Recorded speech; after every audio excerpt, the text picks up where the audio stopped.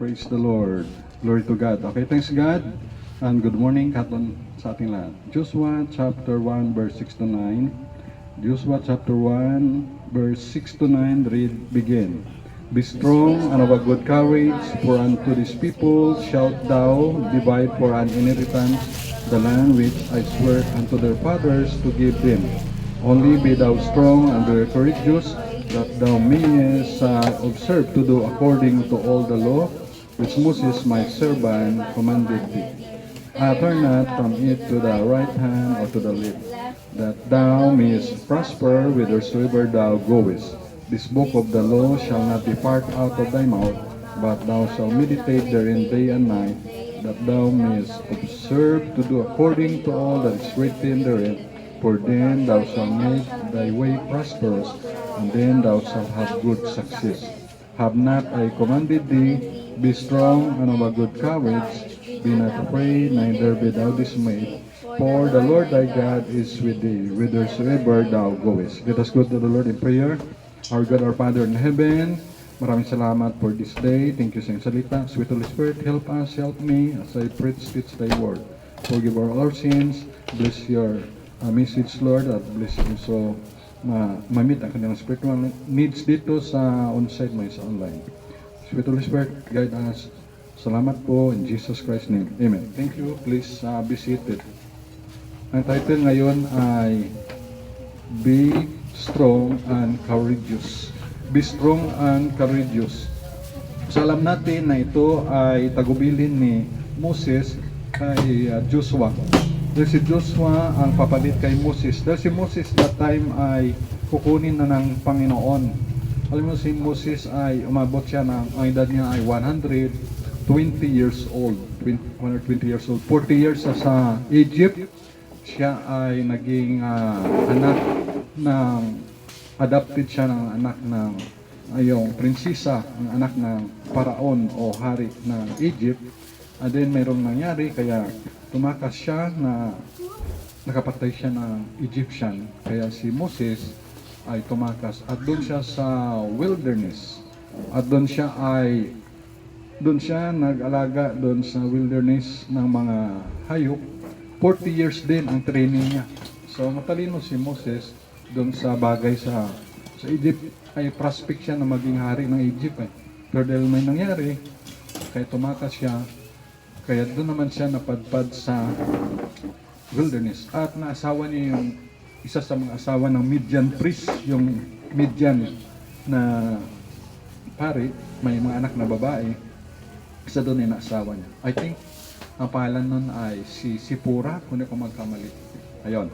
So 40 years ang training niya. Din sa pag-lead niya sa Israel, 40 years din sa paging leader siya ng Israel. Siyempre, ang Israelites that time, kung yung makamali, mga more or less siguro, mga 2 million o 3 million. So, marami na rin yan. So, siya nag-lead for 40 years. And then, nung kinuha na ng Panginoon si Moses, ay yung bangkay niya, hindi malaman kung saan nilibing. Kaya, ang Panginoon na naglibing sa kanya. So, yung kanya doon ay siya si Moses at saka si Elijah, siya yung maging two witnesses, yung meron doon sa mga Bible verses na yung transfiguration. Si Elijah hindi nakaras ng kamatayan. Si Moses rin ay basta tinago lang siya ng Panginoon. Kasi pwede abing gamitin ng kaawayan yung si Moses. Siyempre kung ano sabihin ng leader si Moses, makikinig yung mga Israelites, kaya ang Panginoon nagtago nun. So ganun. Kaya ang pumalit na ay si Joshua, yung kanyang second man, successor. Ito ay siyempre kung ito, soldier din, naging kumbaga sa time ay naging general na rin. Kaya ang bilin ni Moses ay be strong and courageous, maging malakas at maging matapang. Kaya dito nga sa verse 1 ng chapter 1, Joshua, now after the death of Moses, the servant of the Lord, it came to pass that the Lord spake unto Joshua the son of Nun, Moses minister, saying, Moses my servant is dead. So si Moses ay servant, lingkod ng Panginoon, ay patay na. Pero yung pagkalibing dito ay hindi alam kung saan nilibing. Ang Panginoon na naglibing. Now, therefore, arise, go over this Jordan, thou and all these people, unto the land which I give to them, even to the children of Israel. Every place that the sole of your foot shall tread upon, that have I given unto you, as I have said unto Moses. Imagine yung nung unang panahon, bawat matapakan ng iyong mga paa ay inyo na. Pero ngayon hindi na pwede yan, bawat matapakan natin ay atin na, wala na may mga titulo na ngayon Pero nung unang panahon ay wala pang mga tawag na mga titulo. So, parang noon, teritoryo lang na pag ma-conquer mo, sa inyo na. From the wilderness and this Lebanon, even unto the great river, to the river Euphrates, all the land of the Hittites, unto the great sea, toward the going down of the sun shall be your coast. There shall not any man be able to stand before thee all the days of thy life. Imagine may promise si Lord na walang makaperde, makatalo kay Joshua. Sabi dito, there shall not any man be able to stand before thee all the days of thy life. As I was with Moses, so I will be with thee. Kung paanong sinamahan ko si Moses, may promise si Lord, sasamahan rin kita, Joshua. I will not fail thee, nor forsake thee. Wow, what a promise, no? Hindi kita ipifail, hindi rin kita iwanan o forsake. Talagang pag marami kang pera, marami kang kaibigan, no? Pag wala kang pera, walang kaibigan, iwanan ka na nila. Kaya ang tunay na kaibigan, sa hirap at ginawa, dyan yung kaibigan mo nakikiramay o tumutulong. Kaya sa verse 6, be strong, yan ang bilin.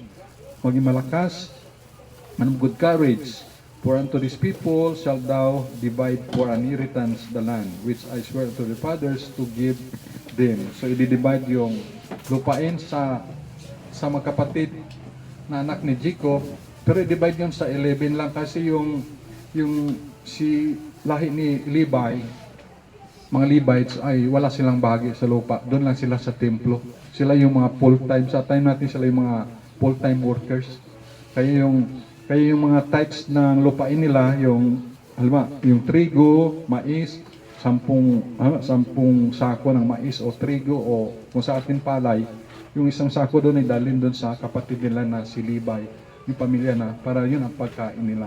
So yun yung mga full-time worker, yan ang kanilang part. Kasi wala silang lupa So, yan, sabi dito na ibigay sa kanila, only be thou strong. Inulit-ulit, no? Very courageous, that thou mayest observe to do according to all the law. Yung batas ba? Yung batas ay siyempre, ang batas nila nun ay tawag na Pentateuch, yung first 5 books of Moses. Ang first 5 book ni Moses ay Genesis, Exodus, Leviticus, Numbers, Deuteronomy. Ito yung tawag na Pentateuch. Yung, I think ito ay tawag ay Torah. Torah yata. Kung yung Tanak naman kasi parang yung Tanak yata, ng mga kamali yan ay Old Testament Tanak ang tawag nila. So Torah, baka itong first 5 book of Moses, Pentateuch. Yun. So, kaya dito sa verse 7, only be thou strong and be courageous, that thou mayest observe to do according to all the law which Moses my servant commanded thee. Turn not from it to the right hand or to the left, that thou mayest prosper whithersoever thou goest. This book of the law, siyempre ito nga scripture, book of the law, I shall not depart out of thy mouth, huwag hiwalay sa iyong mga labi, but thou shall meditate. Pag meditate, pag sabing meditate ay nguyain mo yung kita kayo ng baka, pag kumain ng grass, ay nginunguya na, ninanamnam niya, hindi agad nilulunok, nginunguya. Kaya gano'n din, meditate. Kumbaga, yung salita ng Diyos ay yung i-meditate, isang nguyain mo, namnamin mo. Halimbawa, yung John 1:12, i-meditate ko yan, but as many as receive Jesus Christ, to them will be power to become the sons of God, even to them that believe on His name. So, kung nguyain mo yan, i-meditate mo yan, na ikaw na nag-believe kay Jesus Christ, tumanggap kay Jesus Christ as your Lord and Savior, ikaw na ay anak ng Diyos. So, kung isipin, ay, anak ko ng Diyos, no? So, meron ka ng confidence. Anak ka ng Diyos, eh. Hindi ka lang anak ng presidente, kasi yung anak ka ng presidente, 6 years lang yan. Hindi na si presidente, at saka marami pang problema, no? Kung anak ka man ng governor o mayor, yan rin ay 3 years lang. O, pero kung isipin mo, anak ka ng Diyos, wow. So, ma-encourage ka. Halimbawa, wala kang pera na pambiling tinapay. So, dahil alam mo, anak ka ng Diyos, mag-pray ka kay Lord. Sa Diyos, Ama, tulungan niyo po ako, bigyan niyo po ako ng pera, pambiling tinapay. So, yun. Dahil anak ka ng Diyos, bibigyan ka yan. Kasi naranasan ko yun sa Bible School, wala akong toothpaste. Sabi ko, Lord, ay, wala akong toothpaste, bigyan niyo po ako ng toothpaste. So, nanggupit ako. Panggupit ko, 1 hour, ang panggupit ko ay 1 hour. Siyempre matagal kaya hindi naman ako expert. Pagod na ako eh. So, ang binayad niya, Colgate. So, answered prayer, di ba? So, siyempre anak ka ng Diyos eh.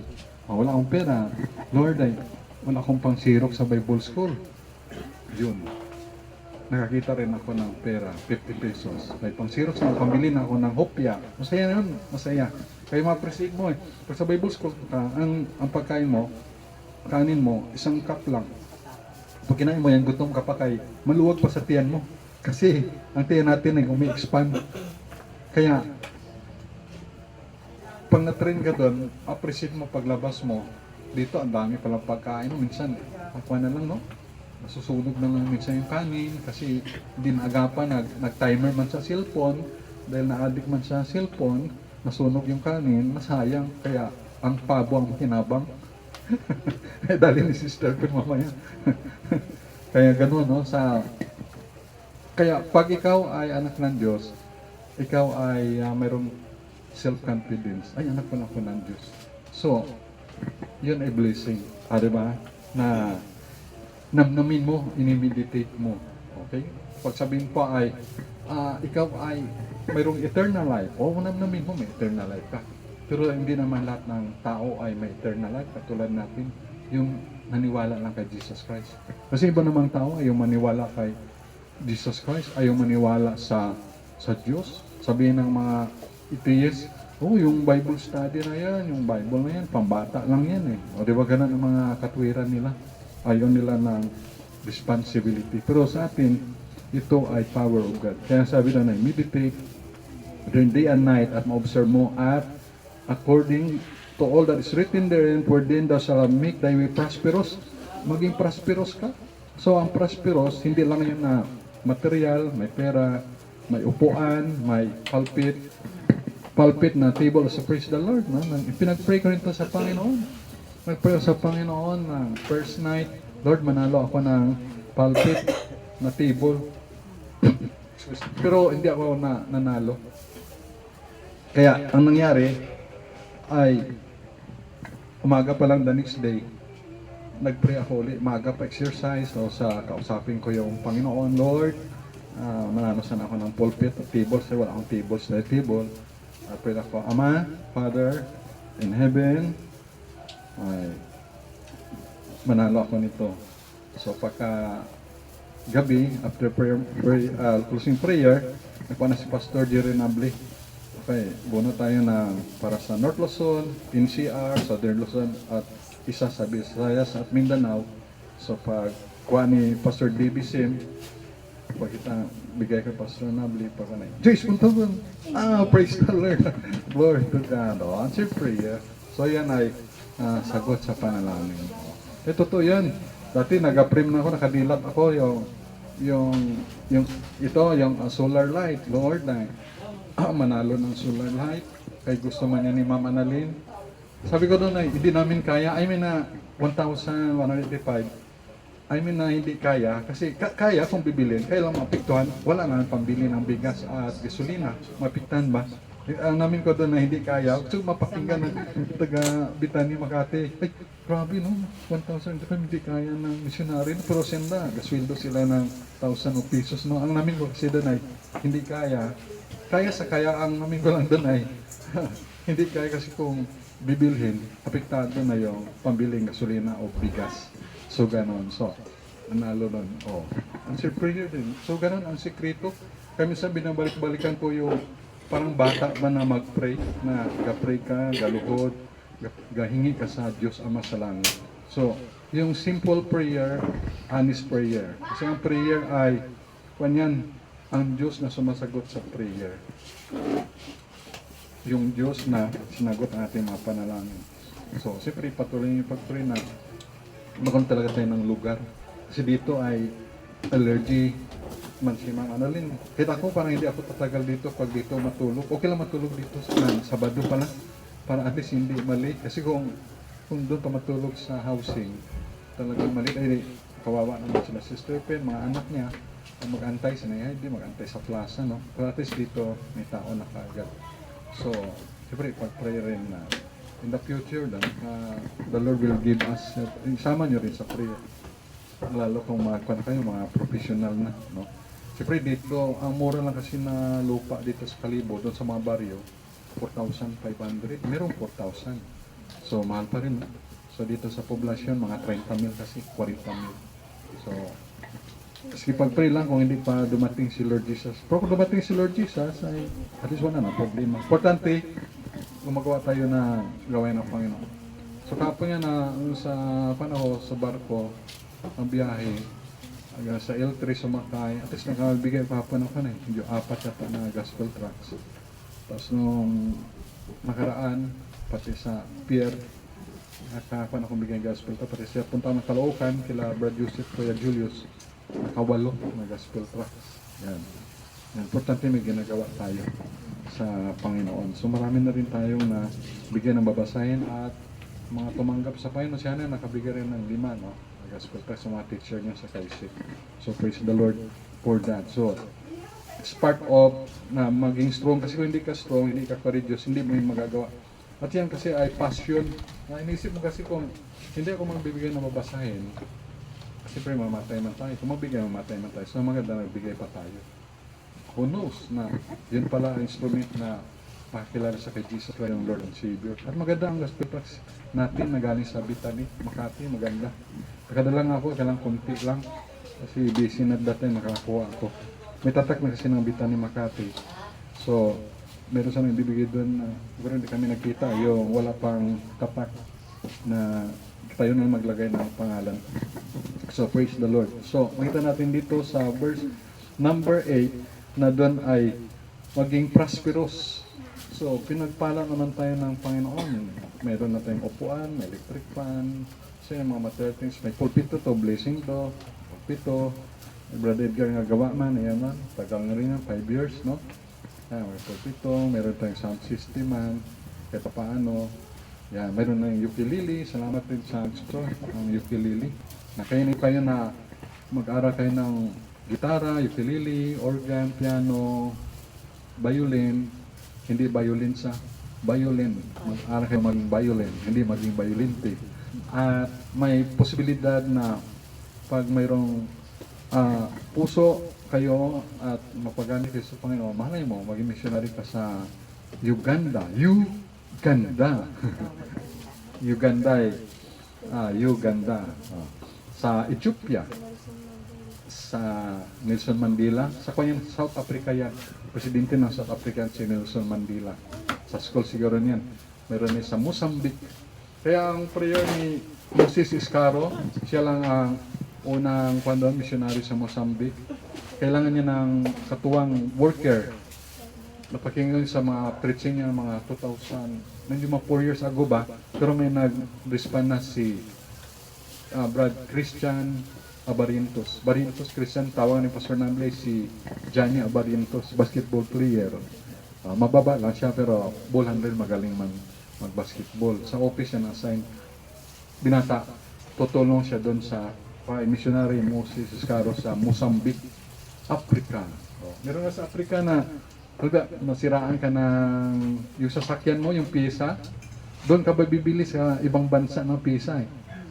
Ibig sabihin ng katabing bansa ba? Ano ba dito sa bansa na ng Zambia, walang pisa dito. Kung anong katabing bansa na, kung katabing bansa niya ay Mozambique o Somalia or South Africa, doon ka bibili pa ng pisa. O, ganun sila doon. At nakita ko doon pag-baptize, ang baptism nila, ang tubig nila ay kulay 3-in-1 coffee. Brown. Atin dito sa Pilipinas, malinis. Pero doon, brown na brown ang tubig nila doon. Sa iba nga pag-baptize ay kuha na sa drum, ilob-lob lang sa drum ay i-baptize. Doon. So, yan. Meron din doon binata mag-mission sa Tanzania. Kaya maganda rin mag-research kayo sa YouTube ng mga lugar na yan. Ivory Coast, Tanzania, kung ano bang mga buhay na Somalia, Mozambique, Ivory Coast, Liberia, South Africa, Sudan, South Sudan, Nigeria. Yan. Para may kayo. Simple nag-aral na kayo na parang araling panlipunan social studies. At makuha kayo na blessed pala tayo dito sa Philippines. No? Sa Bangladesh nga lang, ang tao nila na ay 165 million Bangladesi. At meron din mag-mission doon. Ay tayo lang 115 million yata. Yan. So from Bangladesh siya, nag-aral sa Britney, Makati, at then babalik siya doon. Ang misis niya ay pumayag na rin. Dati ayaw ng misis niya kay katrabaho kasi professional. Pero after many years ng prayer, sasama na rin siya kay mister niya mag-mission sa kanilang sariling bansa, sa Bangladesh. So maraming mga opportunity na sa buong mundo, no? Maraming mga bansa, no? More or less 300 yung bansa siguro eh. So, huwag sayangin yung buhay, no? Kung ang buhay natin ay isa lang, so ipagamit lang sa Panginoon. Kung hindi man tayo makapunta doon sa mga Africa na yan o dito sa Southeast Asia, kahit sa Thailand nga o sa Taiwan, ay kailangan rin doon. Kaya ang sa Taiwan, ang kailang Diyos, ang dinidiyos nila ay 36,000 o 39,000. Imagine yung Diyos-Diyosan nila, 36,000.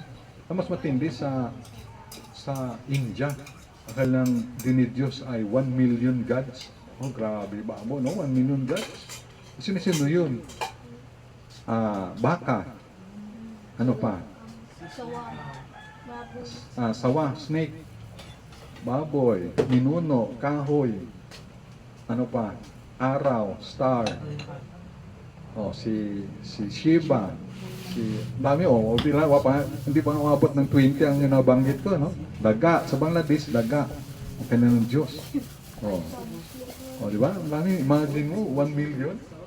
At bawal doon ang Christian. May batas doon, non-conversion law. Ibig sabihin kung Hindu ka lang forever. Pag na-convert ka, maging Christian, ay bawal, ipapatayin. Kahit yung simbahan doon ng Katoliko, ginasunog.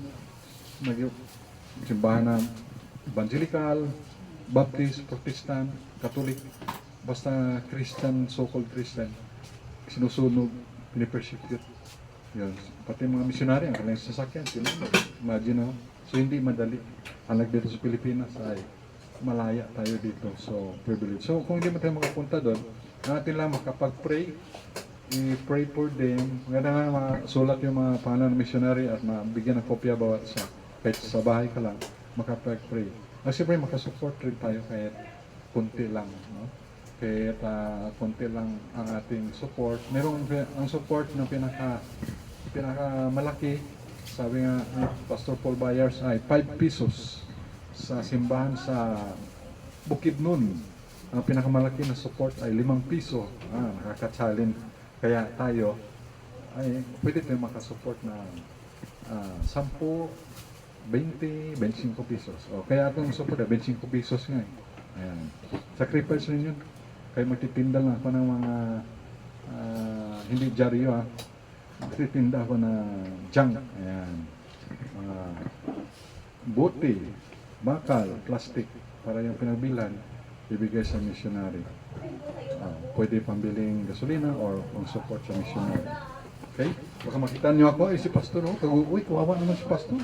Nagatinda na ng mga plastic, mamay, marites ako ng ibang preacher missionary na Pastor, kawawa si Pastor Jason, nagatinda na ng sadyang shop tinda ng mga plastic, no? Misinterpret nila, no? Pero hindi lang pala pang biling gasolina o pang support sa mission.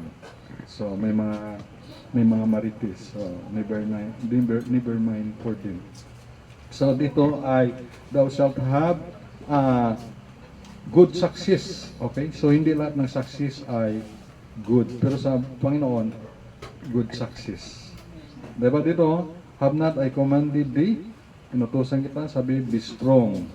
Ano ba? Good courage, be not afraid, huwag matakot, neither be thou dismayed, huwag madismaya, for the Lord thy God is with thee, whithersoever thou goest. So, what an assurance na kahit saan pupunta si Joshua, ay nandun ang Panginoon, sasama sa kanya. Wow. Ganda, no? Kaya sa atin rin, ay ganito, sabi nga ni yung tatay ni missionary Taco, sino to? Si Ruth Antaco. No go, no look. Di ba? No go, no look. Ibig sabihin, go ye into all the world and preach the gospel. And lo, I am with you always to the end of the world. Ibig sabihin, no go, no look. Ano yung lo? L-O. And lo, I am with you always, even to the end of the world. Ayan. So, then, kaya, salamat tayo sa Panginoon na kung saan tayo pupunta, dandun ang Panginoon sa atin. Na, siyempre meron tayong sweet Holy Spirit. Kaya, God's command to Joshua, anong utos ng Panginoon kay Joshua? Maging strong lang, maging courageous, huwag matakot, focus sa utos ng Panginoon.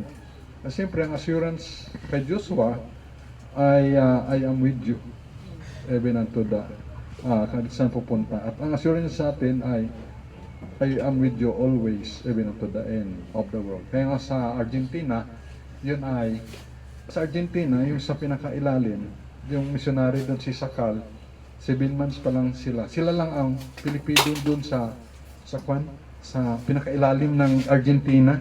Sabi niya wala man palang Argentina corn beef doon. Nandun sila. Sa pinakailalim kayo kung sa pinakailalim parang galakad ka na daw. Parang gilid na at malamig doon, no? Negative degree. Kaya nag-mission siya doon, hindi pa daw niya na-fulfill kung hindi kayo tumutulong sa kanya sa mission dahil unto the uttermost part of the world. Yung sa imagine sila lang yung Pilipino doon sa ilalim ng Argentina. Ewan ko ano nga province yun. Kasi ang mga Pilipino doon daw sa capital town doon sa Buenos Aires. Parang Manila ba? Buenos Aires. Doon ang mga Pilipino, mga pamilya kung ilan sila. Pero doon sa pinakailalim, ay sila lang. Parang kung mga sa Pilipinas ay sa Tawi-Tawi o Sulo, ay sila lang. At na-hold up pa sila doon. Naligo daw siya ng dugo. Na tutukan ng baril siya ng 45 at sa message niya 38. Tapos, give your money. Yan, ay hold up sila. 7 months pa lang sila sa mission field. Pero by God's grace, patuloy sila. Kasi kung uwi sila, ay siyempre, mamamatay rin. Ay, nagpatuloy sila. Pero ngayon, nakatipon na rin sila ng mga Argentinian. At ang itsura ng Argentinian ay medyo similar man sa mga Pilipino ang ibang itsura. Pero mga matatangos ang ilong. Yan, doon sa Argentina. Yan, so maraming mga privilege, maraming opportunity. No? Kaya mag-aaral kayo, mga young people, na music. Pero ako nga, gusto ko mag-aaral ng gitara or piano, organ. So, yan, para meron tayong alam sa music. Yan, so praise the Lord. The promise of God, abiding presence. At sabi ng Panginoon nga sa Isaiah 41 verse 10, Isaiah 41 verse 10, with ito, fear thou not, for I am with thee.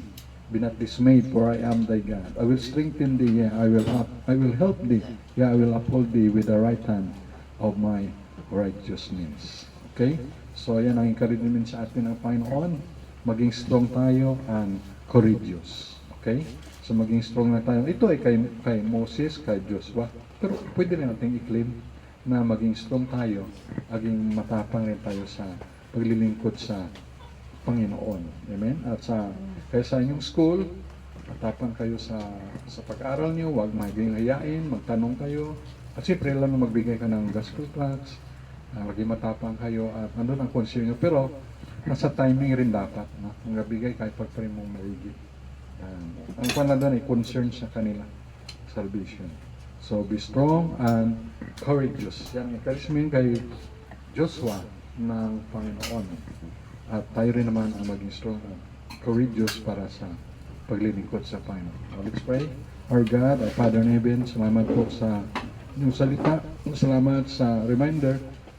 Ito, Lord, ay para kay Joshua na siya na ang papalit bilang leader.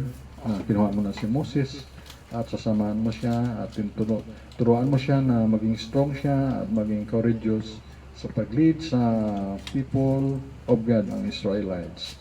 Ganun sa aming buhay, Panginoon, maging strong rin kami, maging courageous sa paglingkod sa iyo sa pag-akay ng mga kaluluwa na wala pa sa inyo. Papalain niyo po ang Bethany Baptist Church sa Mission Kalibo, maging ang Bethany Baptist Church Makati, Pastor Nable Colanya, maging Pastor Salibio sa doon sa Numancia, kay Pastor Niste sa doon sa Panginoon Malay at sa kay Pastor Gerson Gamaw doon sa New Washington.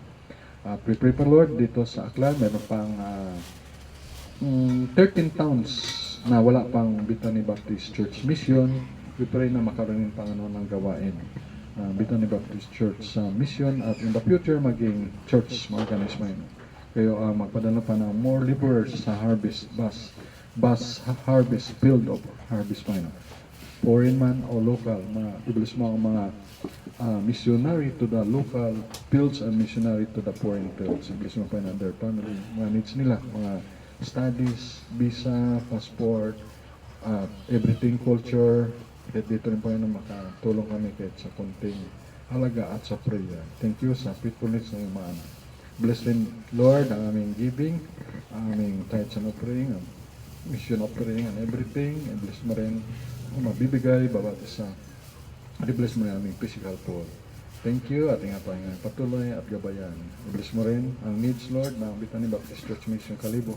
Pakloban nga ng lugar na pagtipunan na accessible man sa lahat, Lord, na makaatin sila. Hindi lang dito sa Porocono, kundi makalabas ng amin. In God's time and in your time, Lord. Thank you for loving us. We love you. In Jesus Christ's name, amen. Amen. Good morning. God bless us all. Okay, ating giving.